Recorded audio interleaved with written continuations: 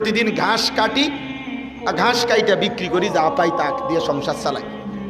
তাই বললাম তুমি যে সব মাহফিলে আসো, আমি দেখলাম তোমারে। হুজুরে যখনই আপনার কোনো পোস্টার দেখি আমি তখন এই ঘাস কাটার টাকার থেকে একটু একটু টাকা জমাই, গাড়ি ভাড়া মিলাইয়া রাখি, আপনার ওয়াজ শুনতে যাবো।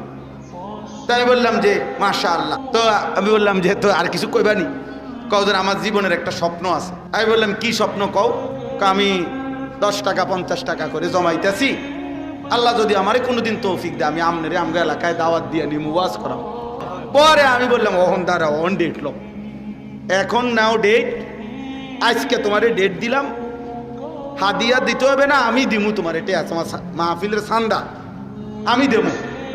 ও আজের টেহা লাগতো না, তুমি যাও, তুমি আয়োজন করো, যেখানে কও তুমি, তোমার ঘরে হোক উড়ানে হোক, আমি ওখানে ওয়াজ করব। আমি বলছি আমি যাবো, ডেট দিলাম, যাও।